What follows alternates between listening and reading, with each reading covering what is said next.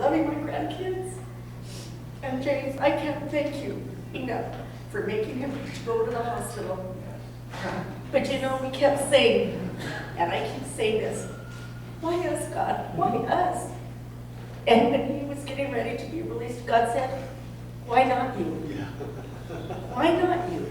Like he said, it was hard for us to tithe. We were going through a lot, and I'm thinking, okay, I'm going to write this check, and it's probably going to bounce further. But you know what? I've realized that you can't outgive God. Amen. Bob and Sharon, Danielle wants to adopt you as a grandpa, by the way. But you know, I am so proud of Danielle and Zach, how far they've come, how they're becoming spiritual encouragement to me, because I had lost faith. I was angry, I was bitter. But you know, biology does not make a family. This congregation is our family. And if there's anything I've learned, is you love one another, there's nothing you can't get through. And this church is amazing. It restored my faith again in being a body of Christ. You know, I was so angry for so long because we got burned by our last church. And I was bitter, I was mean, and I just didn't care anymore. But once Danielle and Zach came here and invited us, now I know what love is all over again. And it's like you're growing up for the first time with new love. And I've learned to forgive the old people and the old church because I can't move on with my faith if I don't forget. And you preach about that all the time. But I just want to tell this church, thank you so much for being the people that you are, because the power of prayer is so awesome. I see it in my husband. Being healthy now, not as healthy as he should be, but and sometimes I want to take him out. But I just want to tell you, Brad and Heather, thank you again for loving my kids the way you do.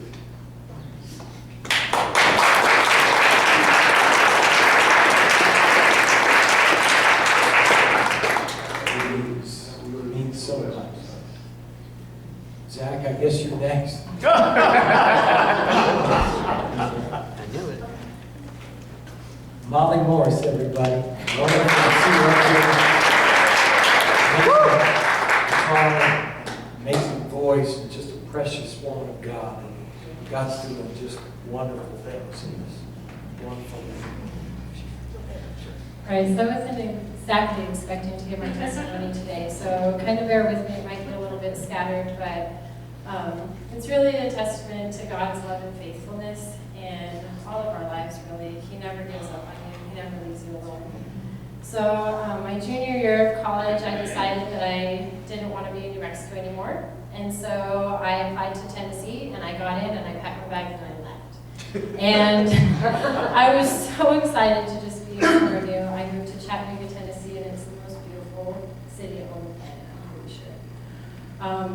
Everything was great. I started business out there. I was going to school. I was doing my thing, living on my own. But March 16th, 2014, at about 4 a.m., my life was changed forever. I was drugged and raped by a student athlete at UTC. And I didn't want to report. I didn't want anything to do with it. I just wanted to go back to normal. That's all you want. It's just, I want to be okay again.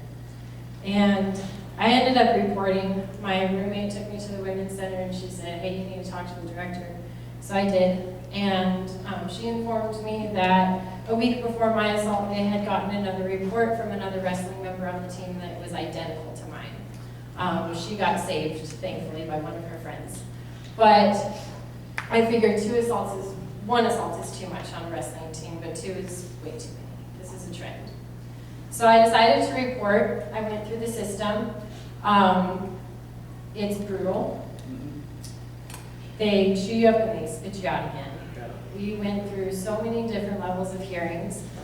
They told me that the university had an attorney, my assaulter had an attorney, and I could not have one. I couldn't even have a speaking advocate. So during the first attorney, I was questioned for 4.5 hours by 2 attorneys and had no protection of controlling what sorts of questions they asked. He was questioned for 1.5 hours. First verdict came out, said not guilty. He's released. He's fine. They overturned that decision and said he was guilty and expelled retroactive to August 16th, which was great. He appealed that, of course. We went to another level of hearing. This time I applied to be considered an intervener. So I went up against both attorneys, had my 15 minutes to present my case in front of the chancellor, and we won that round as well. So we had 2 guilty verdicts. Naturally, he appealed that as well. At this point, he had 5 attorneys working for him, and I had none. So we went to Nashville, Tennessee, now on public record, no longer in the school system. Real courtroom, real judge, new attorneys. I was still representing myself. Presented that, and just this last summer, I think it was in May, they said he was not guilty. All charges are dropped, and he graduated 3 days later. So, meanwhile, I'm doing an extra year of school. So this road has not been easy whatsoever. I've learned the hardships of depression, PTSD, anxiety. I've learned that I'm scared to be almost anywhere that's unfamiliar. But through it all, God has been the safe haven, honestly. He is the one thing that has remained consistent and that hasn't given up on me, hasn't judged me, hasn't condemned me.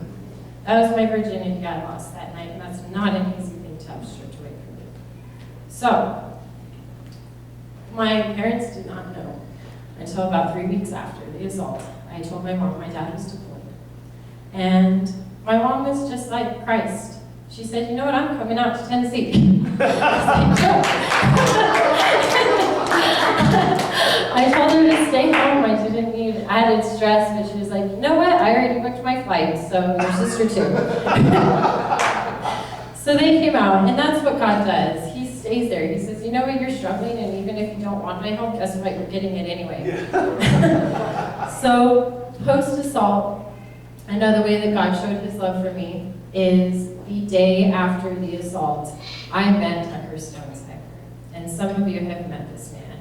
And it's amazing to me that I was shown how evil men can be, but a day later, God showed me how loving men can be.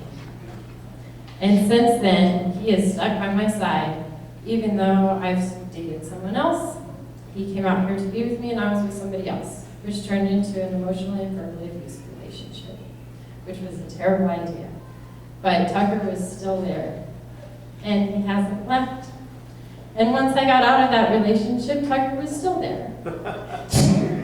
Just waiting on the edge of his seat, saying, I still love you. And prior to that, I've heard, I love you and I hate you in the same sentence multiple times, and that's hard on your brain and your heart. But Tucker showed me, you know what, I love you just like Christ does. And I'm going to be here to make sure that you stay strong in your faith, and I'm not going anywhere, and he hasn't. And even now, I'm saying I'm not into anything right now, and he's like, okay, I'm still here. I waited this long. Which is truly, truly amazing. Amazing that God has done that. And post-assault, I have now started an organization at UNM called Revoking Silence.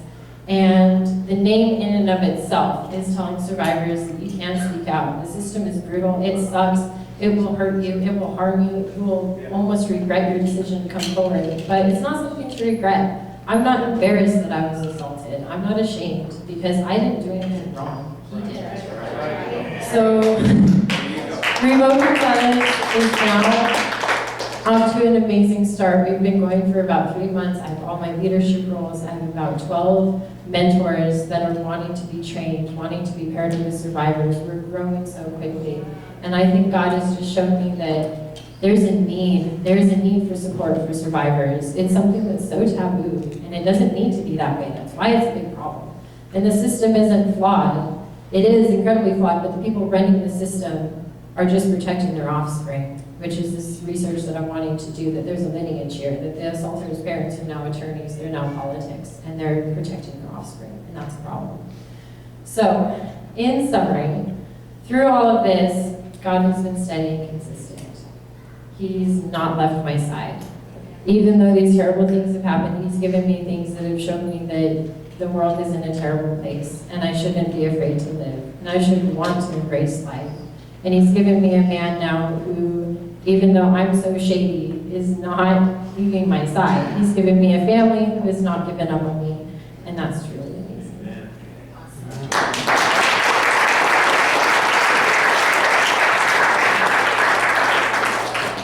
Good stuff, amen. Good stuff. Any more? One or two more this morning? We'll get after it this next week. There he is. This is a wonderful man. Love you, Carl.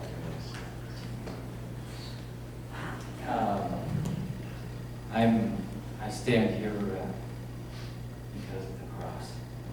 Amen. And my wife and I are looking for a church, and I really identified with you. And some things happened in other churches and things that just made me angry. And I just had a hard time. And we drove up and I saw this rusty cross in front of there. I'm obsessed with crosses. I just have this thing. But, and I just, okay, and spent first Sunday here, spent a couple months ago, and I said, wow, this is it. I've been in church all my life, and I have never honestly felt more love in church than I have in this church. Wow. But Sharon, I really, you're talking about mental hospital. I've never been in a mental hospital. Now, I probably could go there.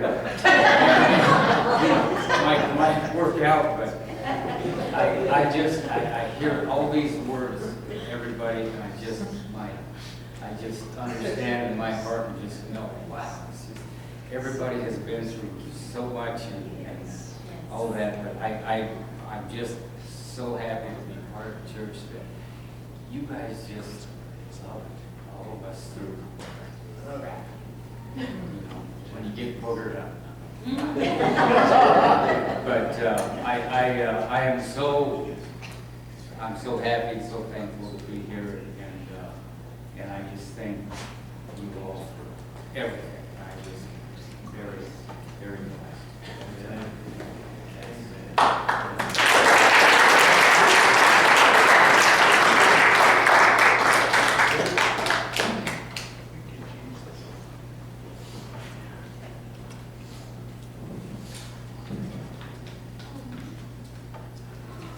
Hi, church. Hey. I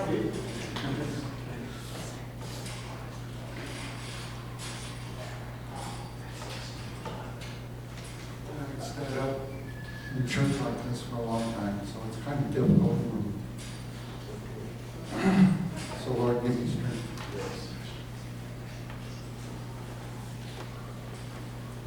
My wife and me felt guided here. We felt a positive peace about this place. Prior to that, we came in one day, we thought it was still a coffee shop. And so we saw all this stuff. We thought, oh, that's great. Then we started coming to church here. And I thought, oh my goodness, this is something that we need. So Sharon and Bob encouraged us. They were kind of our first greeters. After that, we kind of felt peace. We kind of felt at home here.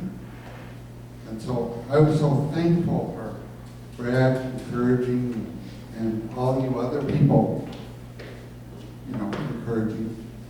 In fact, I've talked to Brother Steve several times. He's been encouragement. Brother Nick has been encouragement to my life. And Brother James. So, as Brad and Heather, we just want to say thank you. You're a big encouragement to the community. You really are. And so, anyways, we can do all things through Christ who strengthens us. And my favorite verse for my wife is, seek ye first the kingdom of our God and his righteousness, and all these things shall be added to you. I have two more verses. And that's Isaiah 40:31. They that wait upon the Lord shall renew their strength. They shall mount up with wings as eagles. They shall run and not be weary. They shall walk and not faint. Now, guys, when we trust in God, when we trust in the Lord, like we say we're going to trust in the Lord every day, he does give us that strength. We've heard it through the testimonies. Yes. We've heard things about people getting healed. Brother Steve, I'm so thankful that God has brought you so far. And he's still, on all of us, he's still chipping away at us. Yes. He wants to open up our eyelids, our spiritual eyelids, to see our spiritual awakening to what God can do for us. And I believe this church is a start for this community, for this neighborhood, for this city. So set us on fire, Lord. Set us on fire. We need to be awakened. Because our nation is falling. We need to pray for this nation daily. Anyway, nevertheless, I can get on a soapbox and I'll never get off. And I'll be up here for an hour. So anyway, there's good. Here's something for you and Heather. It's one of our little giveaways from our stuff. We have a lot of stuff. So we need to get rid of this stuff. As Heather knows. She helped us one day, trying to help us to clutter the store. That turned out to be kind of So anyways, we got through it. We're finally out of storage, guys. Yeah. So here's something for you.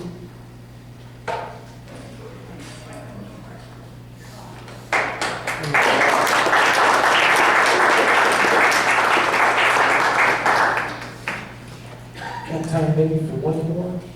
One more, we're going to. Here we go. Worship team. My name is Cheryl, and I've been here, well, a year and a half now. It went really fast. I was very comfortable in a very large church, serving and doing things that I thought God, well, I knew God wanted me to do, and He just picked me up and moved me. And I have no idea why He did it. At the time, I was like, I don't know. But somebody had prophesied over me a long time ago. They prayed over me and they said, you know, God says that you've been this bird in a cage. And you've been singing and singing your song, but you've been in a cage. And God did not create you to be in a cage. And I feel like God has showed me that since I came here, there's been such a freedom and such a love that I get to be who God created me to be here. And there's a freedom that comes with the right kind of love. And that's what I have found here. And I will tell you that I've had a life of lots of ups and downs, and I listened to everybody, I was like, oh, we sound like the disciples. Kind of a ragtag mess, but for Jesus, and He's turned everything around in our lives. I lived 21 years in an abusive relationship that took me to the lowest that I've ever been. And God still found me there. He never left me. He said, come on. And He got me to church just one time because my kids, come on, go. So we have that. And I'll just tell you that what He has done in the last 14 years is undone everything the enemy did in the first 40. And it's just amazing. And I just love that I have a place here that I get to call home. This is my home, and this is my family. And that I can have the freedom to be who God designed me to be. But also, He pushes me to do stuff I've never done. In this last year and a half, I've done things that I didn't think I would ever do. Here, as well as outside of here in my job and in the community. It's just amazing what he'll do if you just put yourself where he wants you to be. Amen. So I'm just going to celebrate all of us. I just think, wow, we're just lots of vessels that God's reshaped and reformed and put the pieces back together. And it's just a beautiful, beautiful mosaic of what he can do. And it's awesome.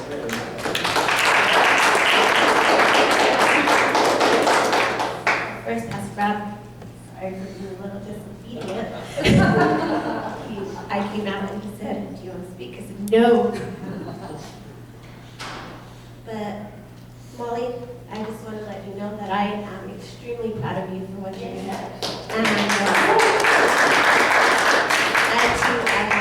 I was raped when I was 16 years old, and I have a beautiful, amazing daughter due to that, who saved my life. At the time I was doing drugs, I was dealing drugs, and I was just a really, really horrible person. But she saved my life. And then I was drugged and raped again, and then also my cousin raped me. And I was sexually abused as a child, and I had come to the conclusion that that's what I was here for. I was just here to be sexually abused. And I had been brought up in the church, and I just came to a point where I wasn't even sure that God existed. And finally one day I was seeing all these religions, and I was seeing all the stuff that was going on, and I was brought up very religious. And I just said, out of all these religions, it says God is the greatest teacher. So I decided to get my Bible and said, "Teach me, show me who you are, make yourself real to me." And as he started revealing his truth to my life, I started to heal. And although I wasn't completely healed, she talked about PTSD, and PTSD is real. A matter of fact, I had to go look in the mirror and say the date of today because I went back just as she was speaking. And one thing that God has shown me is that when we work through that pain, we work through the hurt, we work through those trials, even though they're hurting, and we continue to do what God has asked us to do, that's when he's going to bring the freedom. That's when he's going to bring the healing. I was with Cheryl at the church she was saying, and the first day that I got involved in altar call was the day that my cousin showed up, the one who had raped me, showed up to church, and I took him back, and he accepted the Lord. I was able to lay hands on him and pray for him for deliverance, and he is serving now in altar call himself.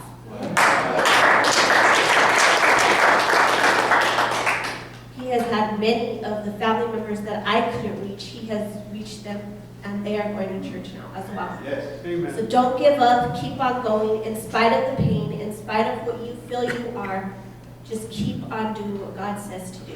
Amen. Amen.